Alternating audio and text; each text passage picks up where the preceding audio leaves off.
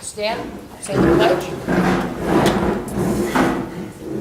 I pledge allegiance To the flag of the United States of America, and to the republic for which it stands, one nation, under God, indivisible, with liberty and justice for all. Okay, we will open up the meeting. At the beginning of all of our meetings, this doesn't have to do with the public hearing, but we allow anybody that came to the meeting to, if there's something they wanted to talk about, they can have 2 minutes at the beginning of the meeting. Is there anybody here that would like to speak other than about the public hearings? If not, we're going to move on. And then approval of the agenda.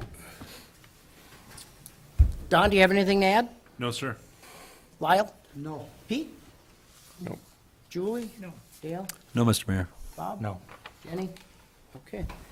I'll entertain a motion to approve the agenda. So, second. Motion made and seconded. Is there any further discussion? If not, proceed to vote. All those in favor, say aye. Aye. All those opposed, same sign. Motion carries. Everybody had a chance to take a look at the consent agenda. Yes. If you have, ready to vote, I'll entertain. Motion. Dale Melham made the motion. Julia seconded. Is there any further discussion? Any further discussion? If not, we'll proceed to vote. All those in favor say aye. Aye. All those opposed, same sign. Motion carries. We're going to start out I'm going to open the public hearing at this time, and we're going to be discussing the 2019A improvement hearing. This is Brian, our engineer. I'm Brian Petzel, the city engineer with ISG out of Mankato. Is this on, Jenny? Yep, that one, this silver one is the one that'll know. There you go. We can hear you. Let me know if you can't hear me and I'll speak up, or I guess move the mic closer. So I know I've discussed this with the council, but I'll just, when I presented the feasibility report, but I'll just go over it for everybody that might be here for the improvement hearing. So basically, at the request of the council, ISG, myself, and some of our other engineers and techs put together a feasibility report for First Street from Main Street to County Ditch 42. And then at the request of the county, after the preparation of the feasibility, or excuse me, after the preparation of the feasibility report, the county requested that we add Main Street from the railroad tracks to First Street in order to facilitate removing the siding railroad tracks that go through Main Street in that area, and then also to hopefully facilitate some more, facilitate future detours when they decide to redo the rest of Main Street. So after the feasibility report was prepared, we added that section, and then we also did include Pleasant Avenue from First Street to State Highway 19 as part of the project, not to be fully reconstructed, but to be repaved, kind of in anticipation of using that as a detour to allow semi trucks and those types of things going to DFA and also to the Bartles property during construction. So I'll start off just briefly talking about the existing sanitary sewer.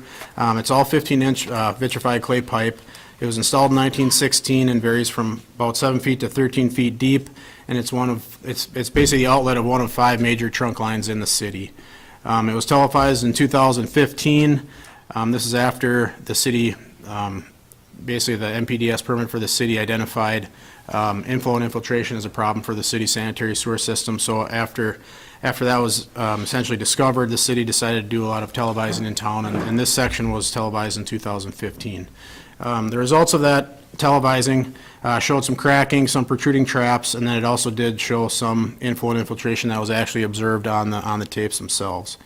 And then the report also suggested, that some of those defects may result in failures in 10 to 20 years possibly.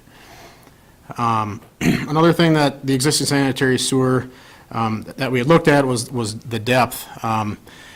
The city has talked about hopefully trying to eliminate the railroad crossing at the south end of Nicollet Avenue that goes under the railroad tracks.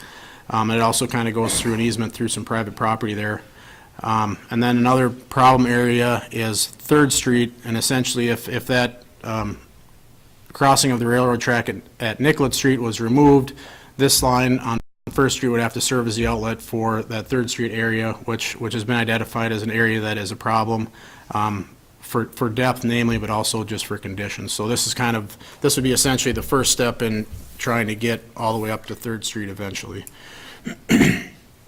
So that's a sanitary. The existing water main is 6-inch and 8-inch. We believe it's cast iron or ductile iron pipe that's approximately 60 to 70 years old. There were some recent repairs made near County Ditch 42. The aging condition, the condition isn't necessarily known very well. We can maybe deduce a little bit based on the fact that some repairs are needed, and just from the age itself that it's possibly, at or exceeding its intended design life.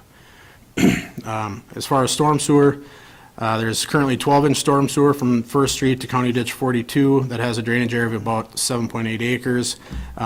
The Main Street storm sewer from First Street to the railroad tracks is also 12-inch with a drainage area of about 11.4 acres. And there's also a 15-inch pipe that has a catch basin on the north side of the DFA building that collects water from about 0.2 acres. And then I believe, I'm not positive, but I believe there might be some connections maybe for some roof drains or something like that within the DFA building or maybe on the south side, catching some area runoff on the south side of the building. There currently is no storm sewer between Hennepin Street and Main Street or at basically the intersection of Carver and First Street there.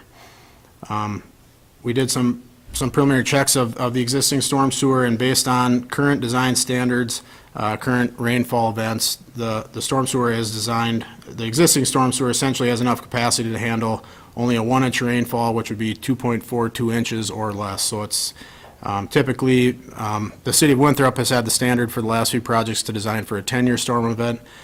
Some cities maybe only do a 5-year. Some, maybe private lots might only do a 2-year, but a 10-year is a pretty common design event for a city. So the existing storm sewer is very, very undersized. And then kind of similar to the sanitary sewer, the city has talked about wanting to eliminate storm sewer crossings of the railroad track also. And the existing depth and size of the First Street storm sewer as it is right now would not facilitate that removal if let's say you just wanted to add on to the existing system. The existing streets, as I mentioned, the project involves First Street, Main Street, and Pleasant Avenue. A portion of First Street from Main Street to Hennepin Street is also CASA 32. It ranges from 33 to 40 feet wide from Main Street to Pleasant Avenue, and then it narrows up between Pleasant Avenue and CD 42 to about 26 feet. Main Street is fairly wide at 60 feet, and that is also State Aid Highway 1, County State Aid Highway 1. The pavement condition really isn't necessarily in bad shape. It's probably in good, in good to fair condition. It's really, I guess, mainly the utilities, I think, that are driving essentially this project, not so much the pavement condition. Curb and gutter is basically everywhere in the project area except for half of Pleasant Street on the east side, and then First Street basically from Pleasant Avenue all the way to the county road or the county ditch. There is no curb and gutter in those areas.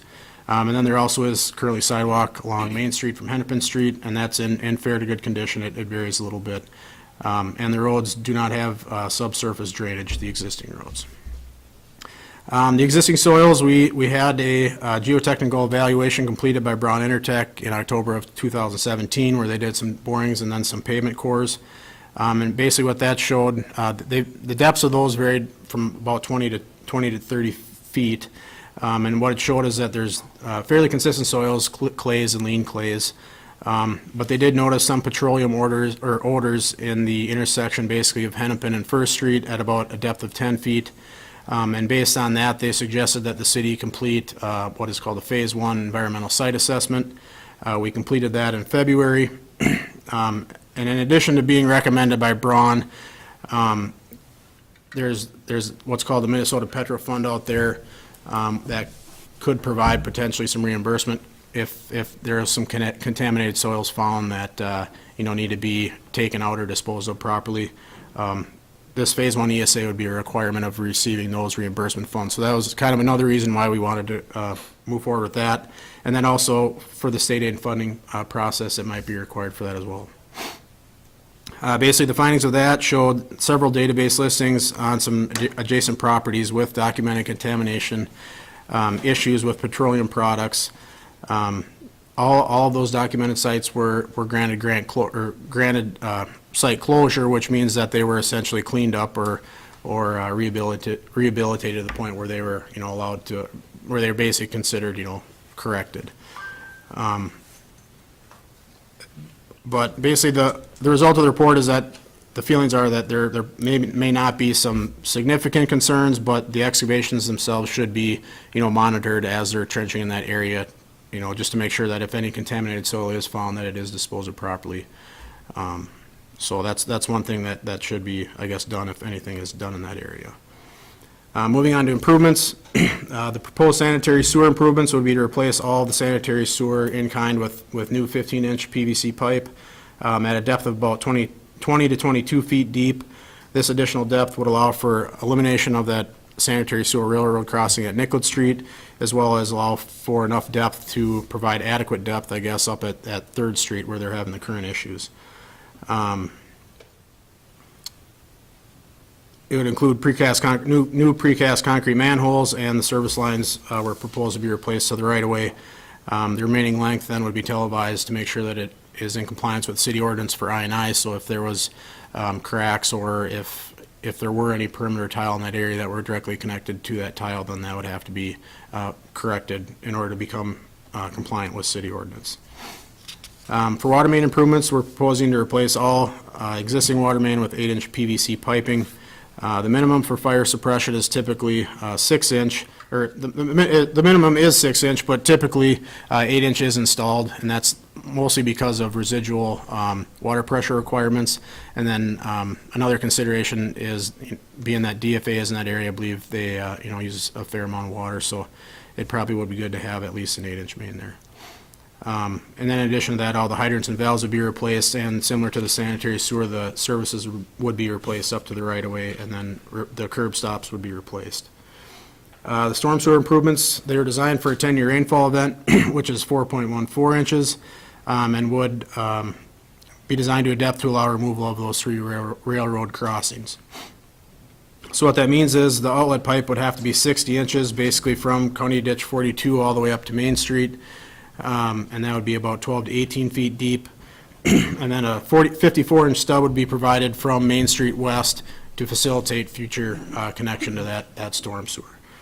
And then another, with the addition of the Main Street project, or the Main Street portion, a 24-inch stub would be ran up to basically where the existing siding tracks is now, to a catch basin, and then a stub would be provided for DFA if they were to ever want to abandon that line that goes under the railroad tracks. Because essentially, once a new catch basin would be installed on the north side of the DFA building, really the city doesn't necessarily have a need for that, so they could abandon essentially that south of the building.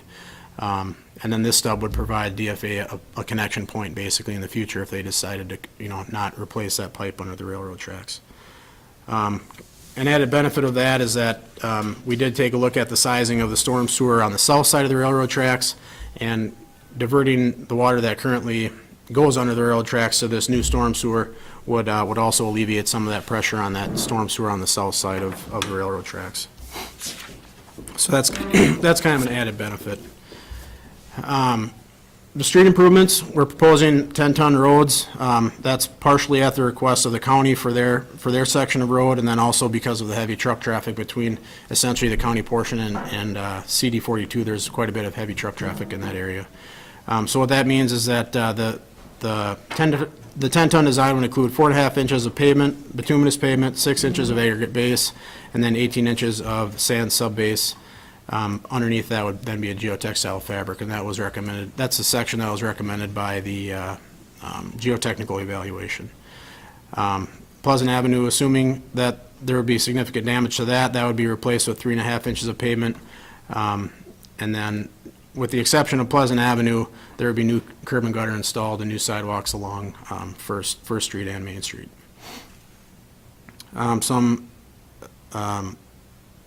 One thing that would also be added as part of the project would be subsurface drainage for the road, which would be basically 6-inch perforated tile behind the curb. And that would allow moisture to get out of that road section and would help prevent some frost heaving issues from potentially happening in the future.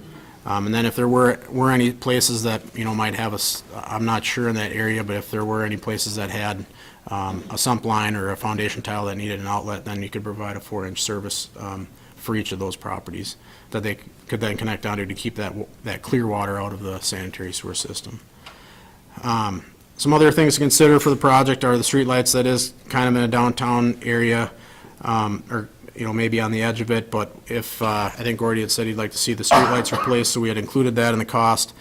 But now the city might want to consider, do they want a more historical look, or do they want more of a modern look for their light pole in that area? We're told there might be some abandoned seam lines in that area of First Street, which could potentially be insulated with asbestos, which would then have to be, if it was found, it would have to be abated, basically disposed of properly. And if there was any sawing and things like that, there's certain things that have to be done to, prevent that dust from causing any issues. As I mentioned before, there is some potential for soil contamination in that area, which was found as part of the ESA on the soil borings, but as I also mentioned, there's potential reimbursement that could be found through the Minnesota Petro Fund, if that does prove to be a significant problem. Another thing to consider is there's quite a few utilities in that right of way. There's a gas line, fiber, and then Winthrop Telephone's right there. So there's quite a few utilities running through that area. And then one major concern, what I would call a fairly significant concern, would be the proximity of the DFA silos to the road. And then also basically, and kind of in conjunction with that, the right of way through there is fairly narrow. I believe it's only about 40 feet wide. So that kind of creates some issues because of the depth and the size of the sanitary, mainly the depth of the sanitary sewer, and then the size and depth of the storm sewer. It creates some issues in that area because of what you need for slope stability when you're talking about open cutting these utilities. So basically what we looked at is in that area, for about 280 feet, it would probably require some type of pipe jacking or some type of excavation retention through shoring, or maybe some underpinning or something like that. So those are some additional considerations. As part of the feasibility report, we were required to take a look at some consideration of different alternatives. The one alternative would obviously be to do nothing, but that would not do anything to correct or fix any of those sanitary sewer issues that we're seeing in the televising tapes. As I mentioned, the report from that televising, suggested that there might be some failures in 10 to 20 years. So, essentially you might have to, do an emergency correction or something like that potentially in the relatively near future. And then again, if you were to try to extend off of that existing line, there wouldn't be a depth available to eliminate the Nicollet Street crossing or to provide adequate depth upstream for 3rd Street. The water main, there again, that's starting to age. It's not maybe a huge concern, but at the same time, being that there were some recent repairs that were needed, it is kind of maybe showing that it is maybe possibly nearing the end of its intended, functional life. The storm sewer, as I mentioned, the do nothing would do nothing to solve that the existing storm sewer is undersized, and then again would not allow for future upstream connections to eliminate those other storm sewer crossings. And the streets, as I mentioned, they're in fair or better conditions, so there's really, I guess, maybe not a lot of concern there if the do nothing alternative were chosen. Another thing we looked at was rehabilitation. There again, with rehabilitation, you wouldn't be able to add the depth, or the depth that would be needed for those other improvements upstream. And then with the water main and the storm sewer, really the rehabilitation, there's not much that can be done there. The water main, typically, if you're going to do a rehabilitation, if you're going to do water main improvements at the same time where there's open cutting that's going on, it's going to be more cost effective to just do a remove and replace versus some type of a clean in line or something of that nature. We also looked at a few different alternatives. You could consider just replacing the existing sanitary and storm sewer kind of in kind also. You'd probably still want to upsize the storm sewer, but you wouldn't maybe necessarily add depth to the sanitary sewer, but there again, you'd have to replace eventually that railroad crossing, I guess the railroad crossing for the sanitary sewer, and then the 3 upstream storm sewer crossings, you wouldn't be able to eliminate that if you just replace it kind of in kind. Another thing we looked at the request of the council, was rerouting the utilities near that DFA area, essentially through the DFA parking lot, and then through some other private property across the street, the root property, and then diverting it, I guess, back kind of towards the original alignment after that point. So in doing that, that would allow for a more traditional open cut type of construction, but, some agreements would have to be made or something worked out with the property, whether it's easements or purchase of that property, in order to facilitate those, to facilitate that rerouting. But it could lead to a potential cost savings, up from 300 to, about 450 or 470,000 potentially. So it would show some significant cost savings for the utility construction. As far as the construction goes, there's various permits that would need to be obtained for the project, including sanitary sewer extension permit from the MPCA. Minnesota Department of Health would have to do their plan review of the water main. You'd need a construction stormwater permit for the actual construction to prevent erosion and things like that. And then the Sibley County, they would also have their grading and utility permits, and if for some reason we had to get into Highway 19, we would have to get a MnDOT right-of-way permit as well, which would potentially be required because at the very end of, you're starting to kind of get into the right-of-way if you want to completely do all of Pleasant Street.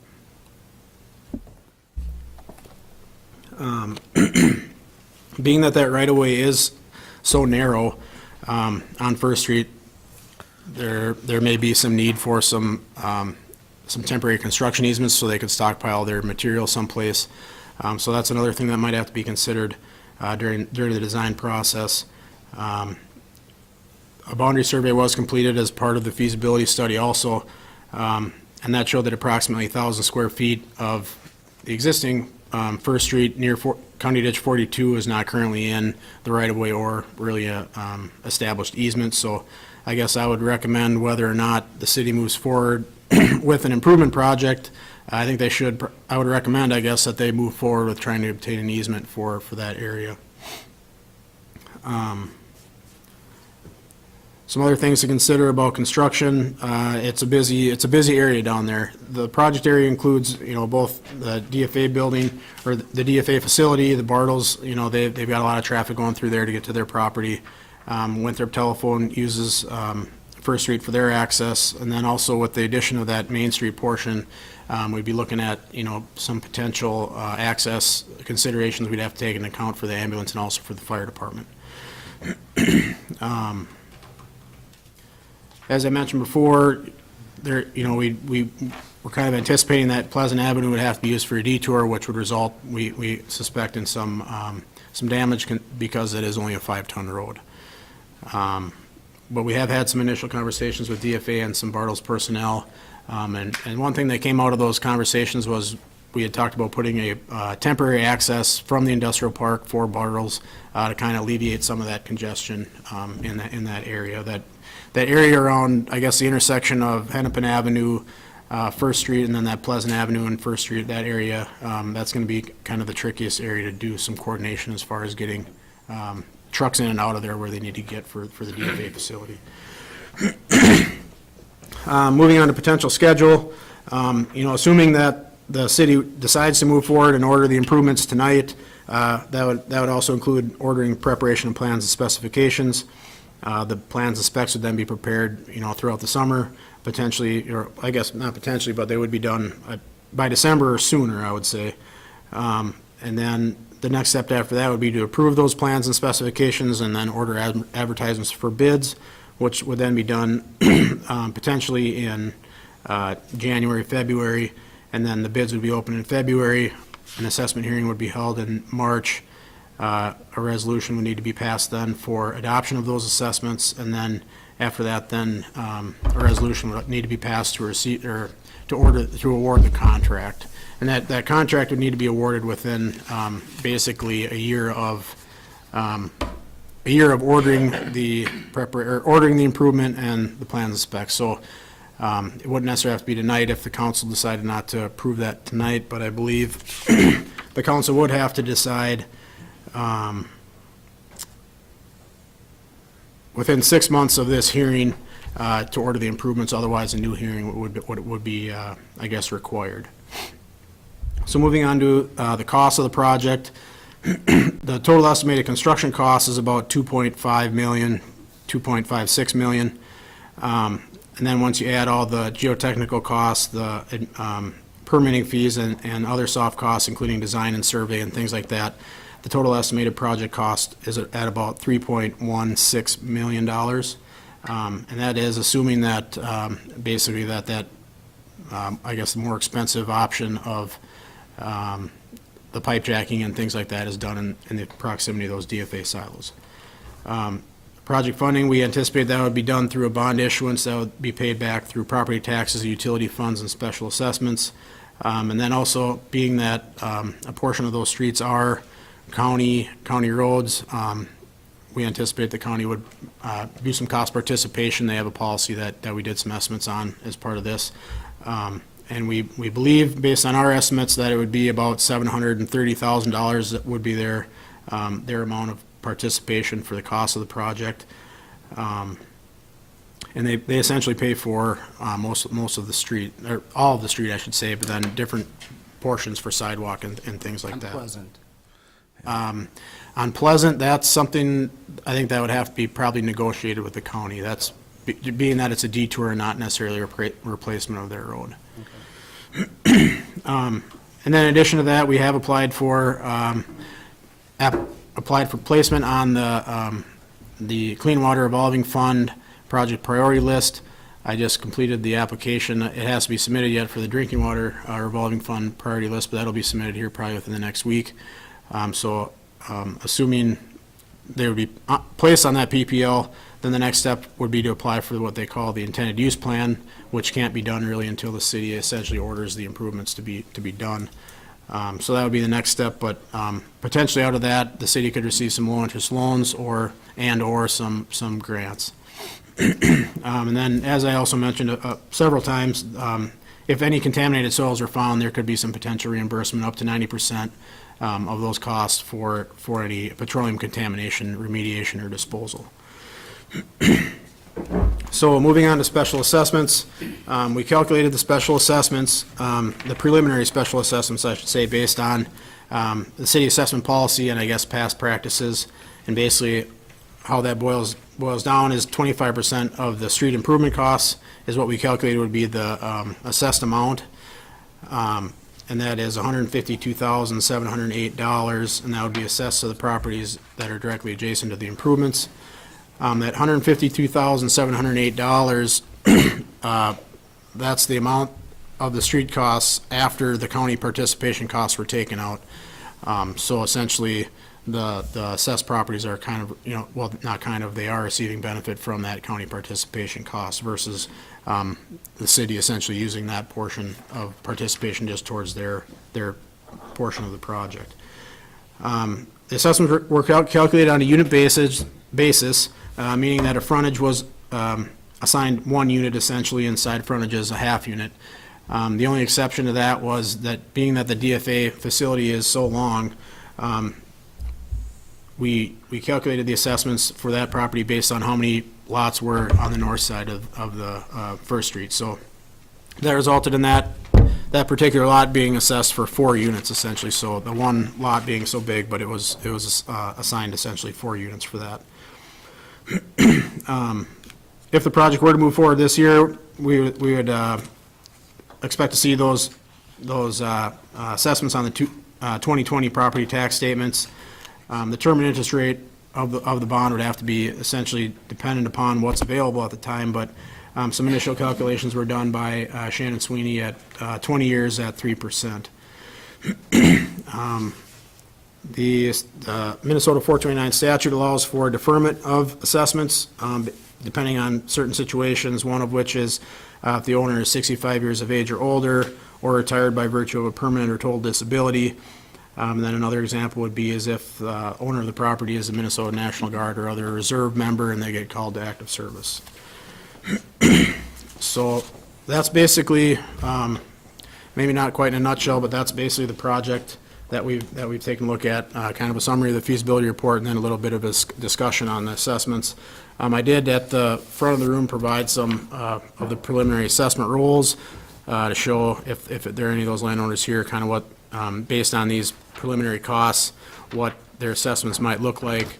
But keep in mind, these are, basically just based off of past, some prices we've had from some past projects, but, basically the actual assessed amounts will be based on the bid prices. Are there any questions from the public? Those that would participate in this? Kelly, Dan? Danny Bush from Winthrop Telephone. How long do you expect the road to be open? How long for it to be? It's going to be a little bit tricky because we're going to have to phase it such that, essentially they can kind of really only work on half of the time, especially in front of that Winthrop telephone area, because I know DFA has some trucks that they need to get in and out of there too, but the project itself would likely take all summer, but it's a little bit tricky to say. I would say it would be closed maybe intermittently, so they would maybe have to do some utility improvements, and then they would get it basically to their gravel base, and then it might be reopened again. But I think we'd have to do our best to limit, closure there as much as Yeah, possible. we understand we'll probably lose access for a period of time, but if we Right. have part of it available, that would work. Yep. We can always roll our cable through the building and out another door. Right. We can't put overhead doors on the north side of the building, unfortunately, or Okay. we'd consider that. Right. But, Yeah, it's going to be, it might be fairly tricky for you. I mean, everybody in that area is impacted, but being that you guys, you're really, our access is the is right street. on the street, right? So will you be removing what we call our driveways as well? In that area, yes, it would be all the way up basically to the building, yep, Okay. yep. So all the sidewalk, basically in that area, and your aprons would be replaced, yep, yep. So are you going to be digging next to the building, or?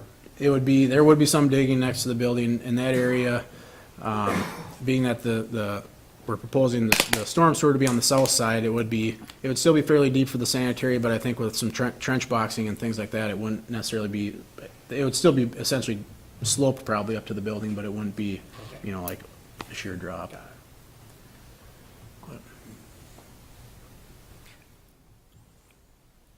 I just want to put that out there too. The council has had some discussion in the last couple of months of possibly holding off on the project for a year or two. Go ahead. Mayor, if I had a chance from DFA, if I could kind of Yes. speak on some of what they're doing also? Yeah. Am I all right? Yeah, absolutely. All right. Our facility, I think most of the people maybe here have realized how much we've grown in the last 3 to 4 years. And what the company wants to do is, we'd like to do an engineering study on our facility of a number of thousands of dollars to expand it. And so we'd like to add additional processing, probably additional silos, additional warehousing, and so that we can continue to grow, because we've kind of outgrown where we're at.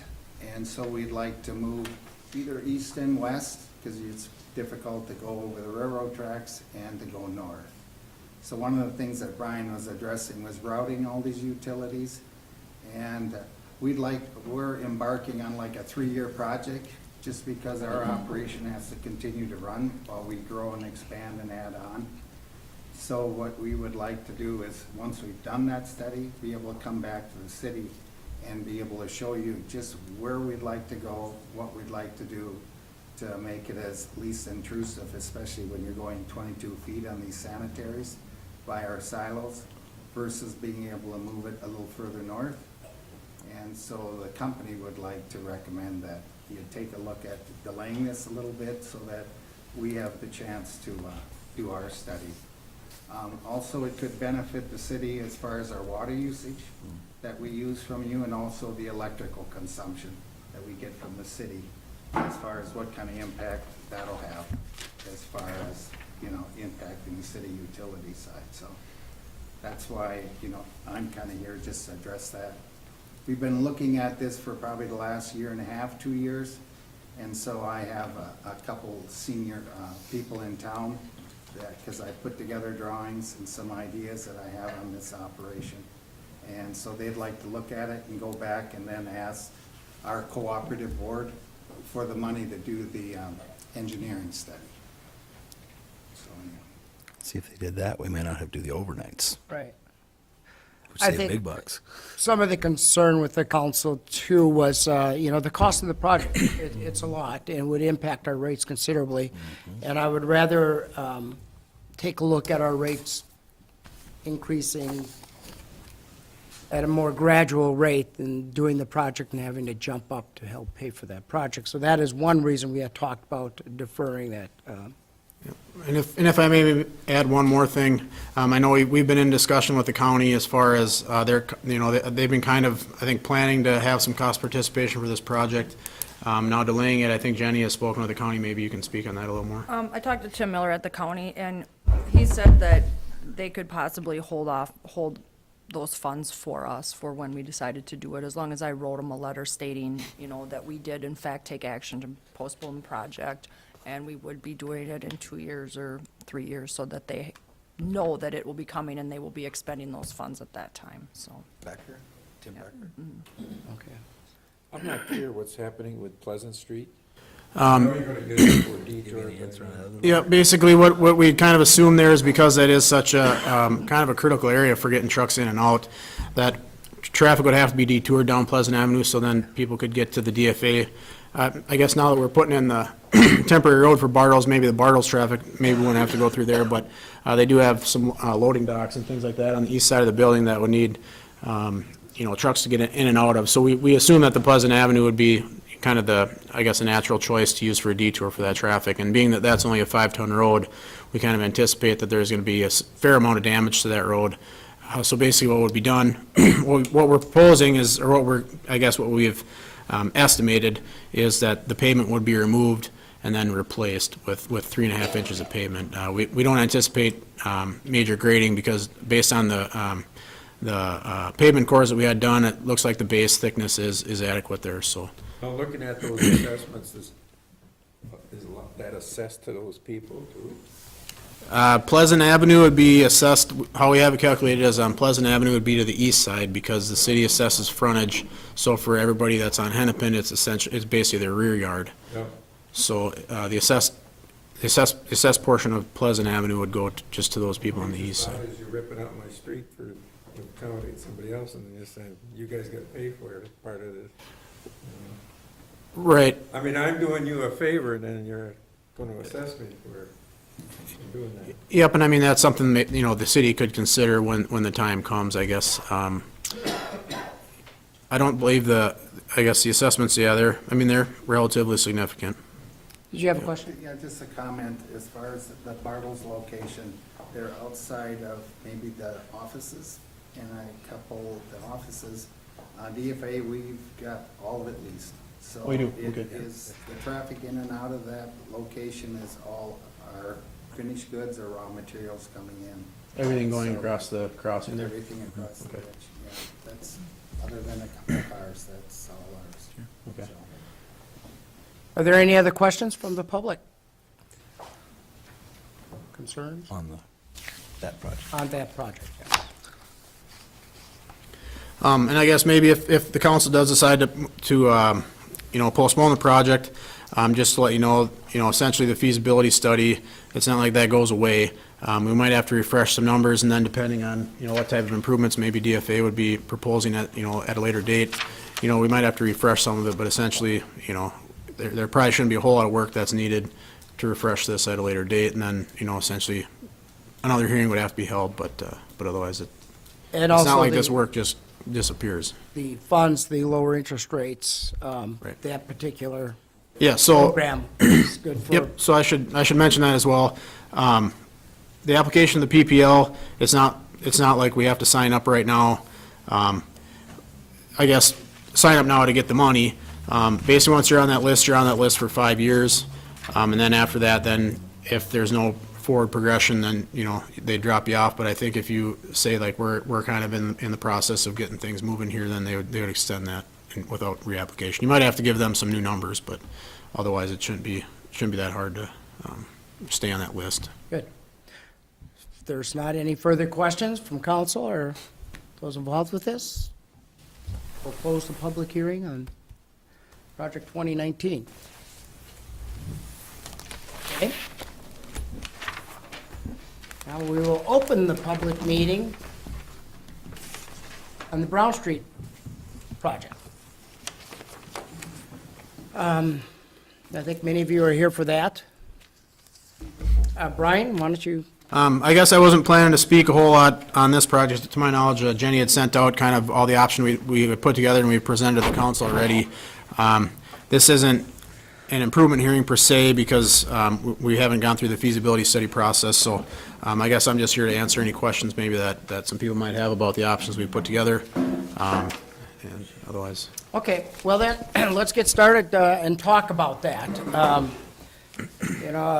Jenny, why don't you give us a brief history of what, Mr. Henderson coming in? Well, last summer, last fall, Mike Henderson approached council about some concerns he's had with water collection and storm sewer drainage on his property. We asked Brian to look into it, and he came back with 3 different proposals for the council, relatively inexpensive proposals to try to help alleviate that problem. And then the council decided to just, as long as we were looking into it, what would be the costs if we put in full street curb and gutter, and that would be option 4. So I mailed all that out to all the residents and invited them to come here tonight to see what they feel the best solution, if any solution, should be done. So we invited you here tonight because we want to hear from you. What's your opinion on the project? And I can move if somebody needs to come up. Which way should we go? Okay.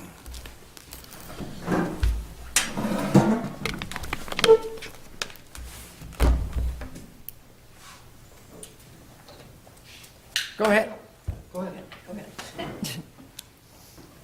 I guess my opinion on the constructing the complete street, and I don't think it's necessary. Okay. That was option 4, going ahead with the, There's no doubt a drainage issue out there. It's not a new issue. Nope. All the way along there's a drainage issue. I don't have the right answer. I'm not sure what that would be. Well, what we were looking at, Lonnie, I think, is if we did some of the simple ones, we're taking the water from your side of the street and dumping it onto the people on the other side of the street, because it drains that way, so. And that's kind of what I was afraid of initially, by the culvert. That would solve maybe my side of things, but that's not gonna help the neighbor. I don't know, I mean, maybe it does, I'm not an engineer. you're talking about having the culvert coming under Brown Street, going to the east. That's correct, yeah. Okay. Did there used to be one there? It's my understanding there possibly was one there. There is one there now, currently. There's one there now. There's Okay. one further south in the. Has it ever worked? Yeah. It did. Is it working now, or is it filled in, or No, I think Not it's, real well. it's not working real well? Water can sit there for 3 weeks. Okay. After. So it's a after breeding inch pond. rain. Okay, all right. On the east side? Yeah. Okay. is the flow going towards that pipe? Or is the pipe plugged? I mean, The pipe is actually sitting uphill from Where at the one water time, is. it might have been the bottom of the hole. Sure. But as time went on, when the railroad was removed, I don't know when that pipe was put in, but that pipe doesn't handle what's there right now. Last summer, of course, it can't rain 1 inch, it rains 4 inches around here lately. But there were 3 times last summer that Brown Street was very close to being underwater, because it can't get it away. Whether it's the pipe, yeah, the pipe's old, there's no doubt about it, but even when it does get on the other side of the street, it really has nowhere to go. So the best solution is the grading? So if you're gonna replace the culvert, we gotta create a place for it to get away. So is And it, now it's gonna fall Does the ditch south of you run out west? Does it take the water? No, it doesn't, so it sits there too. Out west. Is there a ditch on the south side of your property, runs east-west? Yes, but that's all uphill from there. It is, that's what I'm asking, I'm That's not. from that culvert, I wouldn't be All up. surprised if it's 4 feet Okay, difference. I'm familiar with it, that's why I'm asking. So it's gotta come south or east to get it It out. has to go east. When they put the road in at the nursing home, Yeah. when they were doing the highway, Donnie Becky wanted a road there to get in. So I don't know if that was ever graded down far enough then again, because that's right in that area also. So it's kind of an area that it flows, the ground is low behind the nursing home there. Yeah. Or sewer on that nursing home road. What were, By John Weber, isn't it? where's Brian? I'm right here. Oh, there. I thought you were gonna have people come up to speak, but. On the railroad yet? Well, just run through the options. We know number 4, they're not too interested in. No. And, you know, unfortunately, we are just taking one issue and sending it to another area where there's gonna be another issue. So just real quickly, the first option would just be to put a culvert, just, I guess, our understanding of the project from the start was there was a driveway there, and then on the north side, and I believe it was your place with your shop, right? There was some water that was ponding on the north side of that driveway, so kind of how we approached it initially was how do we get that water out somewhere, I guess. So the first option would be to just put a culvert under Brown Street to essentially drain the upstream side of that driveway and then essentially drain it to the east side of the road. There again, there really isn't a good place for it to go. It's kind of just a low area in there, but it would at least help his problem with the driveway. Option 2 would be to essentially put a culvert underneath his driveway, which, looking back at when they did the Brown Street sanitary sewer, it looks like at one time there was a 10-inch culvert that was underneath that driveway, and I'm not sure if it never got put back in during that project or if it got buried or something. But essentially, we'd be doing that and then doing some minor grading of the ditch on the south side of the driveway, because there's really not a very well-defined ditch there at this time. I think there's a telephone pole there, if I remember right, and then upstream of that, it's not really much of a ditch, but then south of that. So it'd be essentially grading that small portion into a kind of a more defined ditch. But there again, if that culvert isn't working, you know, that probably doesn't really get the water out where it needs to go either. Talking to the west. So what option 3 was is kind of something that you'd probably want to piggyback off of option 1 or 2, where you would take the existing High Street. There's a couple catch basins on the east end. What you'd do is you'd take the storm sewer and run it west down High Street, and then you'd put an area inlet in there, give that water somewhere to go and get into the storm sewer system, and then ultimately end up at that stormwater pond that's right along the county highway there. So that's what option 3 was. It maybe isn't a standalone option as far as getting anything solved for your place up there. Then there again, option 4 was basically full construction of the road to a paved road with curb and gutter. You'd have some storm sewer on the north side, very north end of the road. The railroad tracks, or the railroad, the railroad company, we contacted them, they didn't want the water outletted into their right of way, so that means a ditch or a swale would have to be carved in basically on the north side of the city property to the county road, and then it would go under the road there and then into the storm pond.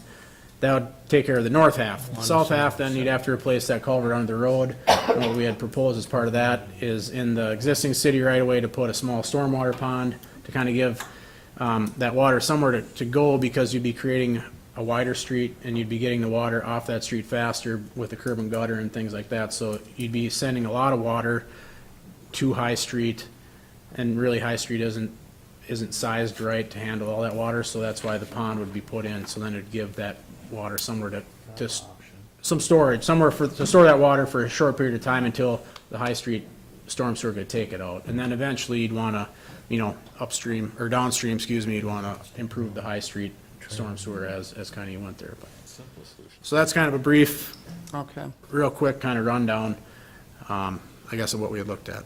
So option 3 does actually extend the storm sewer on High Street, correct? Yes, but it doesn't include a pond. Option 3 didn't. No, just basically an inlet to give that water kind of somewhere better to go, at least somewhere to go. Would that be just one inlet that you would add? That's what we had as part of option 3, yes, yep. Yep, I mean, ultimately, the more inlets you have, it's ultimately just controlled by the size of your outlet pipe, which is, you'd build it big enough so that you could get the water out of there faster in the future, but ultimately at the high street is where it'd be choked off at the 12-inch pipe, and I mean, you just can't get it out. No matter how many inlets you put in there, you're not gonna get it out any faster necessarily. Okay, so that one inlet that you're talking about would be More over to the in front of the apartments or where? It would be in the High Street right away actually extends all the way to Brown Street. It would be in a low area, basically west of where High Street ends right now. This is the nursing home, okay. Essentially in the road right away. Estates I think right here. it looks like just from, we haven't surveyed it, but it looks like that's just kind of a localized low area where all that water must kind of just collect. And I'm not sure how it gets out of there, if it just soaks in eventually, or I guess Yeah. what happens to it. If we put a pump station, Right. So that inlet would essentially just give that somewhere to go. John Weber's All city property If you cut a swale, he's got I can see how on the north side would drain, but did they do that lift Yep, station? that would be the only thing, the swale would just be to handle, there, if you go up, go down, Who did I guess those? I say up, but north on Brown Street, there's kind of a high spot. That swale would just serve as the outlet for everything on the north side of that high spot. so it doesn't really do nothing to their side, no. No, That's where the problem is. So, right, I mean, right. is the storm I think the north side is Weber's pretty house good. all the way by the stop sign, You know, like the by one you, Sibley you Estates have- is? Gordy might know. Okay. Gordy, where's the storm sewer by John Weber's? Where's the storm sewer by John Weber's? John Weber's, Where's the storm sewer there? that belongs to the county. Belongs to the south. So Gene and Rich, do you have water standing down by your place there? Yeah, in the ditch there. In the ditch? Would them back up onto your yard Well, unless it's a one heavy issue rain? is they dump the snow right up to the road, on the east side of the road. So We started dumping snow there from now until mid-July. My sump pump, if my front one ain't going, my back one's going, yeah. constant. Not before, Brian, Trebish, when Township what had about Trebish ended up pushing some the type of snow a back lift in station? and leaving a Or a roadway. force pump station, a catch basin station? Okay. I'm sorry to interrupt, but I'm it's, sorry, Don. I'm sorry. it's very disruptive when there's two conversations going on at the same time. Sorry I'm just about that. wondering where we had all the ponding, if it was on the north or was farther south where Henderson's are. Well, the water from my house runs down to Richards, Yep. but I've been enjoying ditching. It's pretty Still my much, mom child. is the high spot. Oh, is that right? So she's at Everything the from least. mom comes my way or Michael's way. Yeah, Yeah, it's the top of the hill right there. it sounds like there's kind of two. Well, it sounds like she's in the advantageous spot. Yes. But no, it sounds like maybe your problem is maybe just because of that's where they're hauling snow. Yeah. So maybe maybe it's not necessarily a drainage issue, it's just a matter of all that. I mean, is there problems in the summer, I guess would be a better question?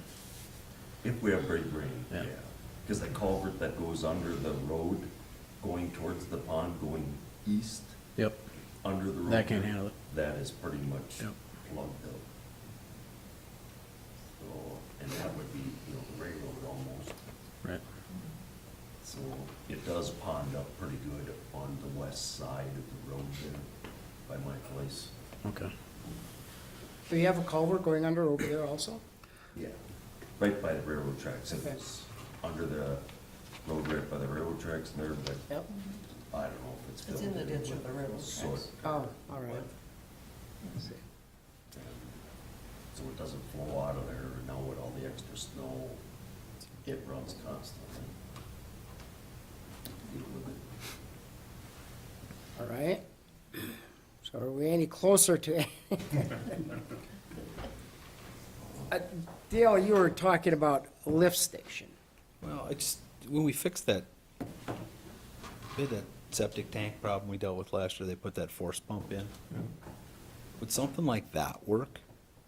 Catch basin it over there and then run a 3-inch force line and send it to a storm drain?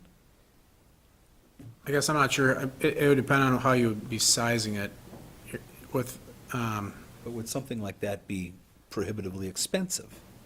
you're gonna have an ongoing maintenance situation there. That. You're gonna have to, I don't know if, I mean, I'm sure there's power out there, but you'd have to obviously get some type of power out there. Just looking for a solution. I mean, Yep. they, obviously, they don't want to dig it up, pave it, and put in sewers. It can be. We got to help them out. We've done some stormwater pump sizing, and it's surprising how fast you can get a really big pump. Sure. So, and those typically aren't very cheap.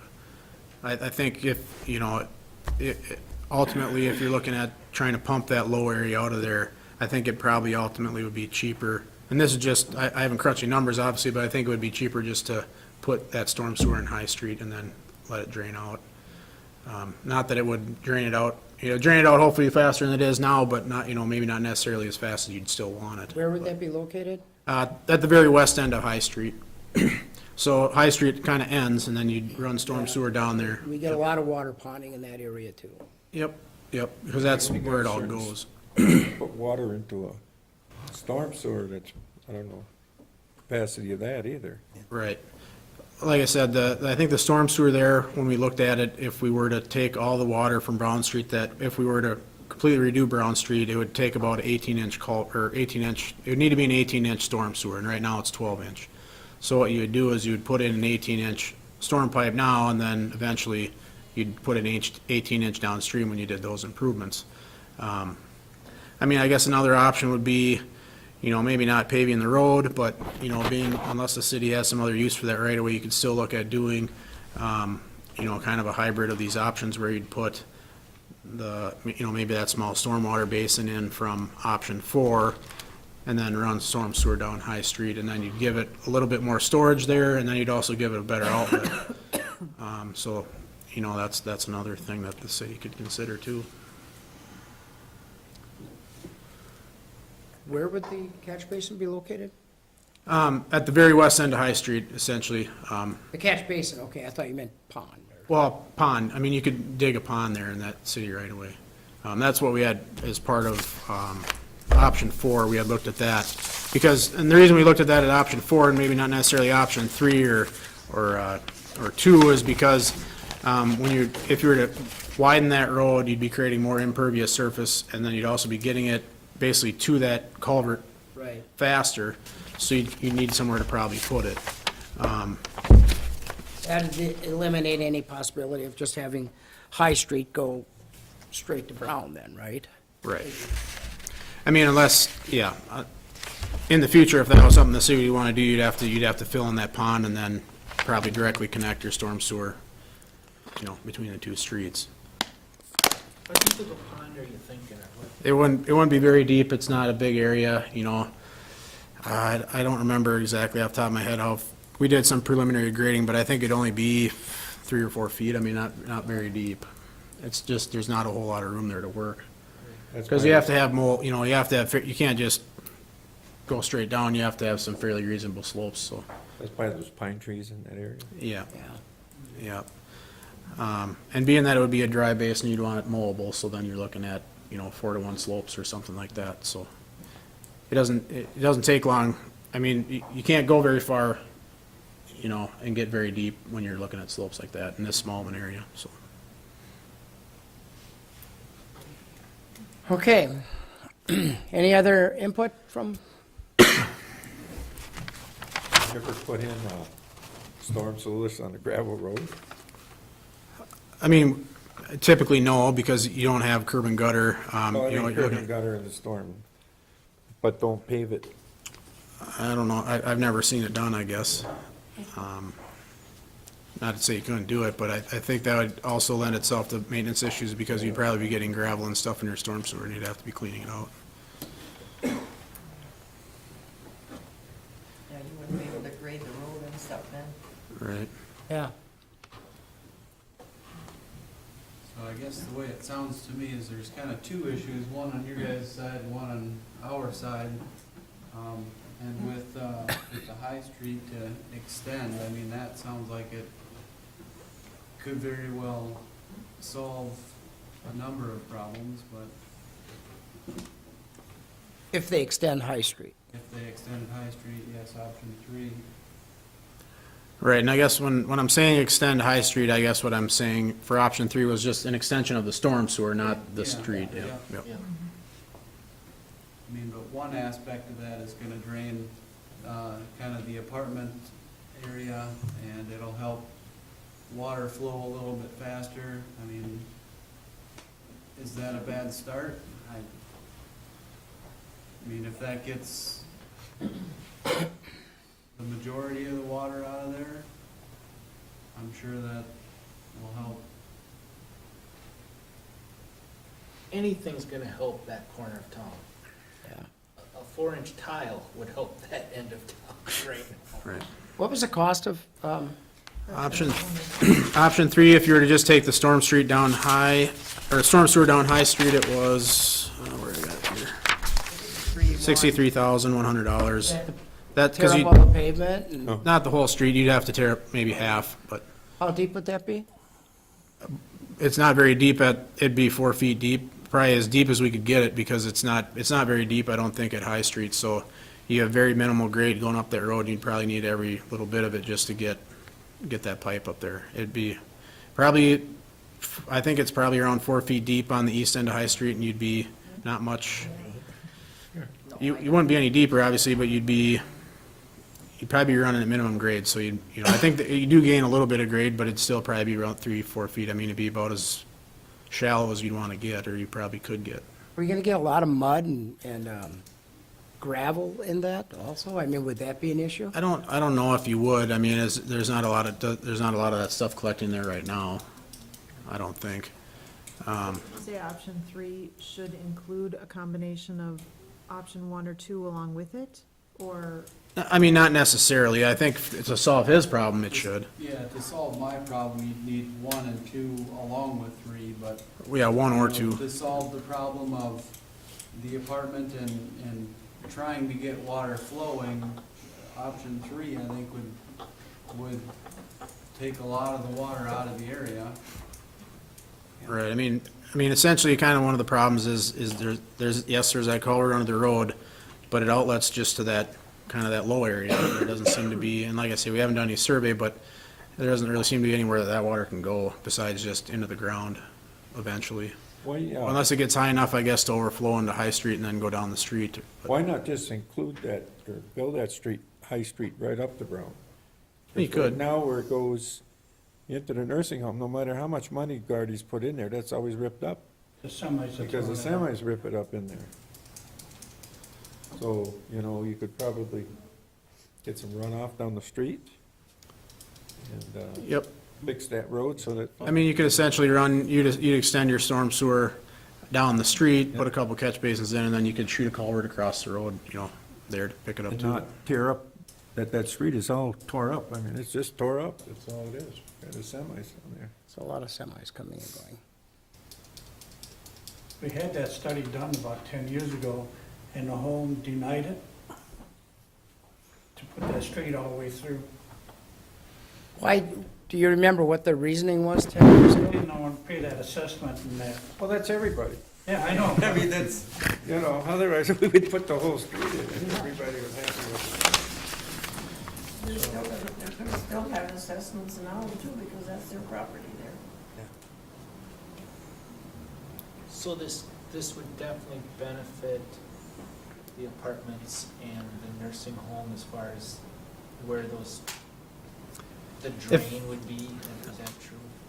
I would But think you'd be so. I putting mean, a I bigger guess. culvert under Yeah, Brown Street. I don't know if they have also, any right? water issues there, I guess, This so. water sits in It there. backs, it Oh, yeah, stands there's water there. standing there. Yeah, so I mean, yeah, Right now there's if they, I guess the benefit for them would be is if they consider that water standing there an issue, or if, you know what I mean? I mean, And that was it's- like, Well, I am. It's not an issue for me. I mean, I know it's there.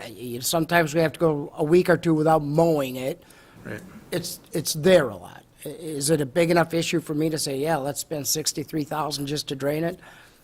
I wouldn't be in favor of that, but I mean, if it would alleviate a lot of the drainage on Brown Street, and we could bring it in and get rid of it, I mean, and that's- then that would benefit that whole area, yeah. Well, they have the ditch kind of behind the lodge for the water to run that way. And there is behind the nursing home, that little bit is, I mean, it's down low. Could it just be graded, that that water would just always run that way? That you would have a ditch run through that way all the way? I guess I couldn't really say, I guess, without having a survey. We looked at aerial contours and I don't, it's, I guess I couldn't tell you for sure. Gordy, you have, I mean, you do grading a bit. What's your opinion? Could it be graded enough And to move everything to the east? move it to the east or move it, Moving behind the nursing home, and you have the ditch behind the lodge. and then go, so it'd be and then going for the water north to and run south and then, Off the driveway and everything, yeah. I think an issue there, if I'm picturing what you're saying, right, is then you'd have to maybe get some type of easement through some private property or some non-city owned property, It's so, all nursing home property. right, so, there's some potential issues there. Well, it would be their issue of either High Street yeah. and that, or Well, there is a holding pond On, north of the clinic. for the clinic, Yeah. yeah. I'm sure that's just for the treatment of their runoff for their, when they added that parking, when they built that I've there. never seen any water in it, though. Oh, well, no, there's a big catch basin sort, isn't there? I've never seen any water in that holding pond. it might be designed to be dry, I'm not sure. I thought there was a, I'm not sure either. Because that used to be before they put that there.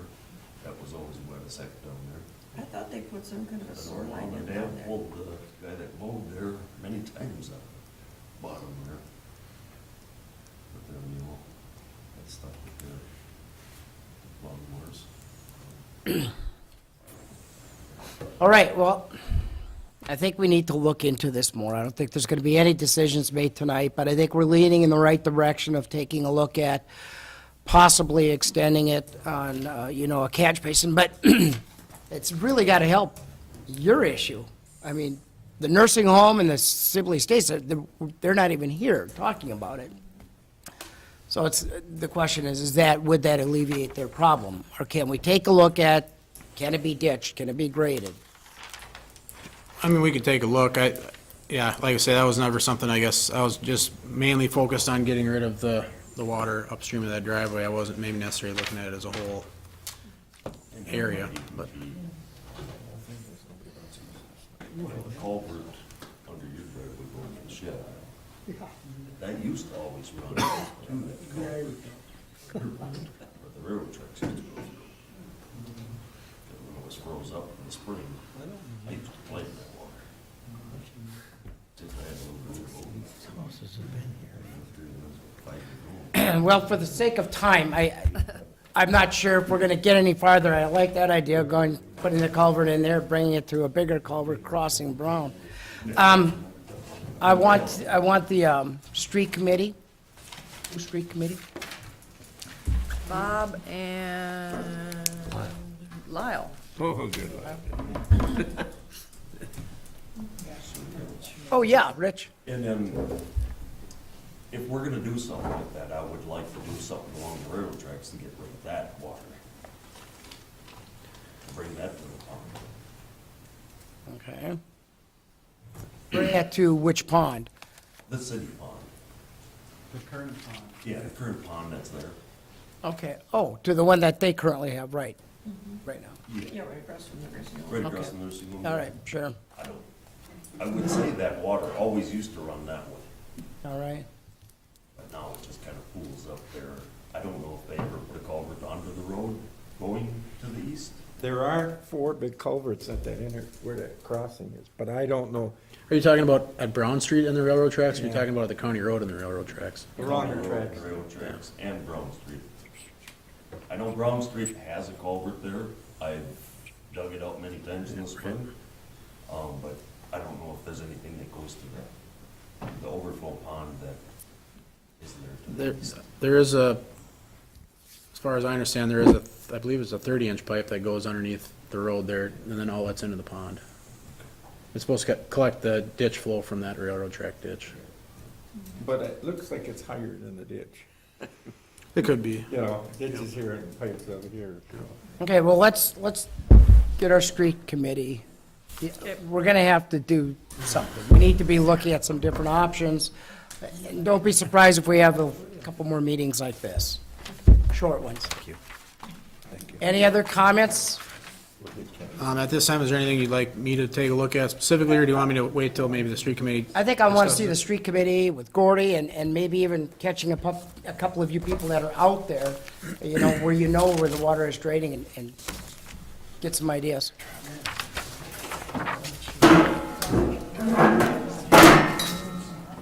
Like that. Not, for me, it would be in terms of non-engineers saying, well, this might work, and then you bring it to Brian. Yeah. and says, Mr. Mayor, Yes. those houses have been there for 100 years. Why is this becoming an issue? Well, you've had the nursing home build the addition over there. Obviously, that's caused an issue. You've got more building now with Lonnie down here. Lonnie's Every in rain. town. But Lonnie isn't Part in of it town. is, went in to the side. Why don't I But they see changed, when you're so they available put and that, can those go to utilities the in there, they street changed that committee. road quite a Okay, bit. I'm going to close the public meeting now, so we can get going with the council meeting, but, yeah, Julie brought up a good point, if we're gonna get a few people together to be looking at this, Brian should be part of that, so, I'm pretty Once- flexible, so. okay. I'll work it out time with him and then see when these guys Yeah, can get because together. I Okay. don't know that much about that area. Right. Won't drop it, we'll keep working on it. We should go down there, Lyle. That's what you need to do. Yeah. Take a look at it. Bring your waiters. And your level. Yeah. Thank you all for coming. Tape measure, tape measure. We're just going to, we did the construction project, Brown Street. Do we need to make a decision tonight if we want to hold off on those projects? Project, I mean, the 2018, 19. I would think if the council has an idea, that's what they want to do, I think they, would maybe formally want to, either you just let the clock run out, basically on, Well, it'd probably be more helpful to you if the council went on record saying they want to postpone it for a year or two, correct? yeah, or at least, postpone it to a later date. I don't know if they necessarily need to put a time, or, As far as. it might be the plan- beneficial for correspondence with the county as far as if they want to hold the money, if, maybe this, I guess, I'd say Ted's come back. they, the DFA was saying a year or two, I think, so. I think it'd be more helpful if you guys go on record postponing it for a certain length of time to help the county set aside the funds. Not just them, but how long did he say it would take them to get that study? A year to a year and a half, I thought he said, a year and a half. Well, I make a motion, we set it back for 2 years. That should give them time to get the We could always stuff. extend it. 2 years? Yeah, 2 years. 2 years. It'll give the county plenty of time, gives them time to get the surveys in. Hopefully, the interest rates won't get too crazy on us between now and then. Could we revisit it in a year? Yeah, I that's a mean, great idea. And when DFA's done with their study, it Yeah, sounded that's like what they were I'm gonna come back curious, to us. Yeah. That could change the entire scope. I would just rather say a year from now, we might decide to extend it out another Mm-hmm. year or two, but I don't want it to Sure. fall to the back burner and not be brought up when we might miss interest rates or something else. Good point. 1 year? Yeah, make it 1 year. Okay. Yep. Okay, the motion is for 1 year. Is there a second to that motion? I'll second that. Julia seconded the motion. Is there any further discussion? Any further discussion? If not, proceed to vote. All those in favor say aye. Aye. All those opposed, same sign. Motion carries. Thank you. We have to work with DFA. You live on Carver. Absolutely, absolutely. Okay, did everybody get a chance to look at the sidewalk specs? Both sides. I'll entertain a motion to go ahead and approve that. Which Well, one? Oh. The 3-sheet one or the 12-sheet one? Yep, so if you want me to just speak on this real briefly. Real brief. Yeah, basically, the thicker one, the 12-page one, that's basically what we put in our construction documents when we do a street project for the city. So they're fairly hefty. There's a lot of different requirements there that we make sure the contractors hold themselves to, but I'm not sure. Then Jenny asked me to put together something a little more brief, so we got it down to 3 pages. And I think that's maybe more geared towards what you guys had in mind, as far as just if somebody wants to replace a section here and there. But I guess we would still put this in every construction set. But this It's would be basically just something, above and beyond. if somebody came in and said, hey, the city's gonna pay for half my sidewalk, I wanna replace it, what are the specs? And then I can give them this. And that would be the 3-page. Yes. So I'll entertain a motion for whichever one. Well, which one are you choosing? I would think we would want to go with the Whichever three-page. one. The three-page one. The So is whole- that a motion? Yes. Lyle made a motion to accept the three-page spec, I'll second it. seconded by Bob. Is there any further discussion? Is that the, one is quite complicated. Yeah. And one is, Yeah, the 12, by complicated, I mean, it's gotta have It's more detailed, specs on specific. concrete and more, I was reading that. I didn't even understand one-third of that stuff. It was- Yeah, it's pretty involved, yep. The whole reason that we wanted specs is that right now, the city will pay for half the sidewalk.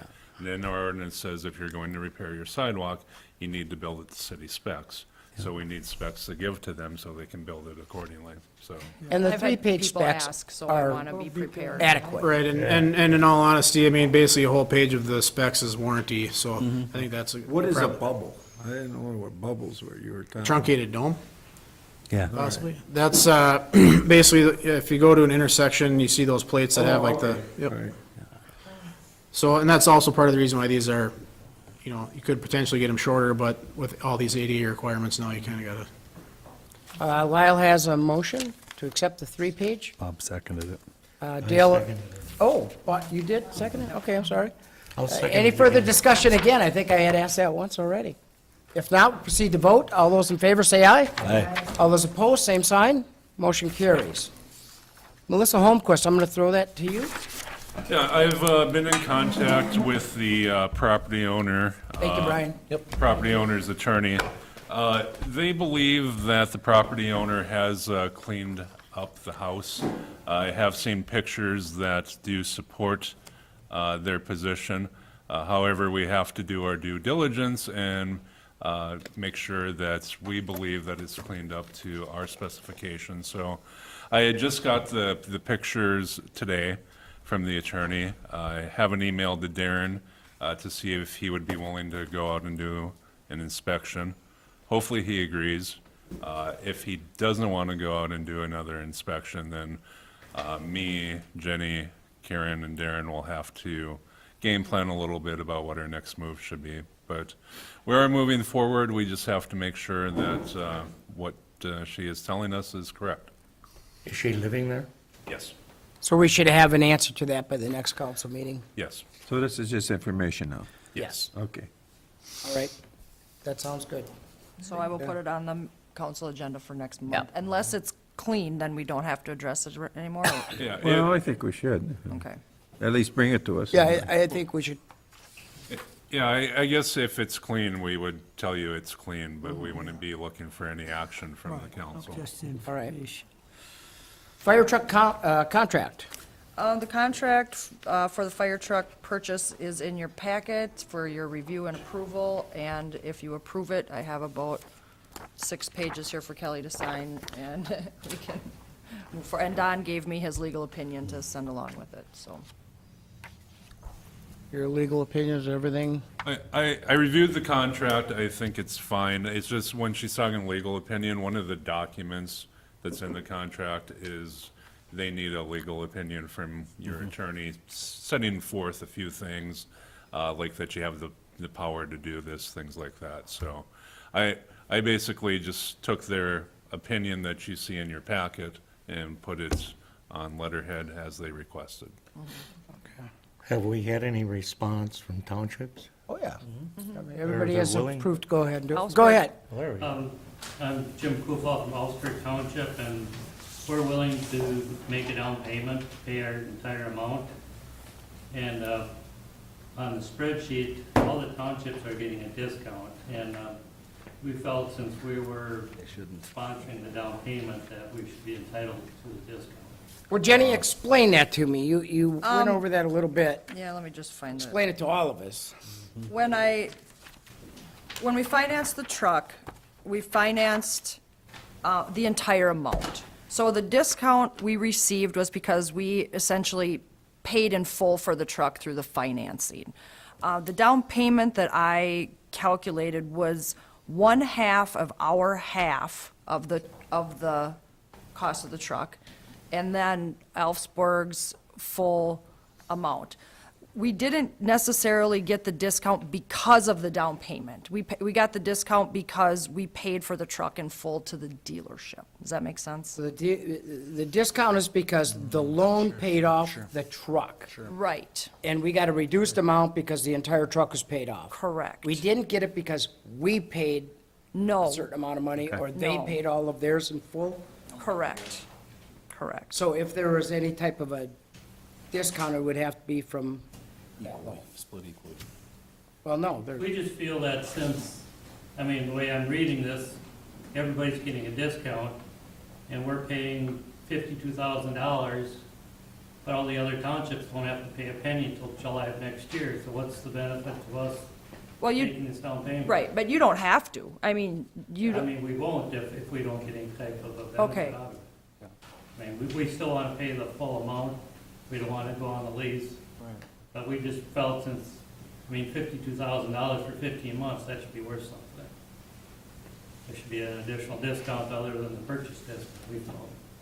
well, either way, this is the amount I calculated for the down payment, and this is the amount the city will be paying for the down payment, regardless of if Alfsburg decides not to pay it, we still have to pay it. Yep. So, you know, you can calculate it however you want, but we still, if they don't pay until next year, we still get the $9,000 discount. You still split it. Yes. not, yeah, we are not getting that discount. The discount is still split evenly. Correct. I was under the assumption that we got the discount because we paid half down. No, Which then I would agree with Mr. Kufal. Right. That a split should occur. right. But we did not get the Wholeheartedly. discount because of the Got it, down because payment. we got the discount because we got a loan and we paid off there what the dealer wanted right away. Correct. So that gets split, yeah, that's Yes. fine. How much are we gonna have to borrow? We have our portion of the money. We got it. But we just discussed, and the last time paying half of our half down as a down payment and then financing the rest. So you go ahead, Jim. So, I got my spreadsheet here, so July 1st of next year, the 52,122.86 will be due, correct? No, that's your share. It's over a 4-year lease. So that amount will be split over 4 years. But, I There, mean, we don't want to go on the lease, we want to pay cash. So when would our amount be due? well, if you want to pay cash, I would think it would be due right away, correct? Or do you want to, whenever the council decides to make you pay for it, I guess. So if if Alfsburg pays their amount, their full amount, they wouldn't be paying the financing They don't pay costs, the but the finance other costs. townships would be paying. Right. They wouldn't be paying any interest. There'll be interest calculated on the other townships' payments So because, then you yeah. would be getting A discount for paying it off early because of no don't pay interest. Yeah, interest payment. But the other townships aren't paying anything until July of next year. But they will pay interest pay each they'll be year. paying interest on You it. won't. And if you don't pay till July of next year, there'll be interest on your Right. portion too. So if he pays it now, they'll save all the interest. Correct. They will pay no interest at all. That will be your Right. one payment. If you break it down into 4 payments, you're gonna pay interest on each payment. So you'll pay 52,000 plus the interest split out 4 ways. Even though the truck's not gonna be here till next year, we have to pay it now. You don't have to pay it now. I mean. If you we wanna- want to get the break in interest is what you're saying. Interest will start calculating once the paperwork's signed. Right. So you want the 52,122 as soon as we can get it to you, basically. If you don't want to pay any interest on it, is my understanding? Yeah, we're gonna be When's the state paying, making their payment? We will be making our payment within the next month. I have the money in the money market fund ready to make the payment. So our next meeting's the 17th of this month, so I've got to check, but it's for the incorrect amount taking that discount. So, I can check with them if they can wait till the 17th and let you know. yeah, that's the earliest I can get. Okay. For next meeting, so do you understand where that discount is coming from? yeah, it's a purchase discount. Yeah. So we thought the other townships were getting a discount even though they're not paying anything right away. Well, they're getting a discount, but they're still gonna end up paying interest. Yeah. Yeah. So I'll go back to the board and tell them 52,122.86. Yeah, that's what it would be. So this is a purchase, a lease to purchase? Lease to own. So, Lease to own. How long? 4 years. Okay. Any other questions, Jim? No, that's all I needed to know. All right. I'll entertain a motion then to approve the fire truck contract. So moved. There's a motion made. Second. Seconded. Is there any further discussion? Any further discussion? If not, proceed to vote. All those in favor say aye. Aye. All those opposed, same sign. Motion carries. Fire truck costs, is that what we were just discussing here? Troy, will that truck last 4 years? Yes, there was more. Good. Approval to hire part-time summer help. Marv informed Gordy that he won't be coming back this summer. So the guys would like to hire 2 mowers to help this summer. And the Woods kids are not coming back either. So, Marv isn't coming back? No. Back issues. Why don't you buy him a new mower with the springs? Okay, so I'll entertain a motion. Well, they do. They got them with springs now, yeah. They do. I don't know if that'll be enough incentive. Oh, but- but they got springs. Cooler?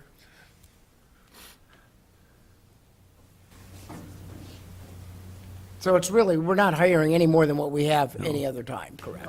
I move approval. There's a motion made to go ahead and hire 2 people, because Marv will not be coming back. Is there a second? If we talk to somebody, what's the pay rate? Second. $9.50? Is that what it was? Yeah. Dale has seconded the motion. Is there any further discussion? Any further discussion? If not, proceed to vote. All those in favor say aye. Aye. All those opposed, same sign. Motion carries. Approve hire of utility public works employee. No, you missed the city clerk. Oh, what? Yeah. you're Oh, city off clerk. one. Okay, approve hire of city clerk employee. Give us a quick, brief update. We posted the job in-house. Sorry. Melissa applied. The committee interviewed her Thursday night and recommend hire. We did. Any questions by the council? Wage does not change, it's just, she's been doing that Right. work for the last 6 months. I'll entertain a motion. So move. Motion made by Bob, Second. seconded by Dale. Is there any further discussion? Any further discussion? If not, we'll proceed to vote. All those in favor say aye. Aye. All those opposed, same sign. Motion carries. Congratulations. Yes. Okay, now, motion to hire utility maintenance public works employee. Yes, the committee also interviewed 3 for the utility maintenance public works employee, and they extended an offer to Troy for the position at $19 an hour. He came back with $21 an hour, and the council needs to approve that if they think that would work.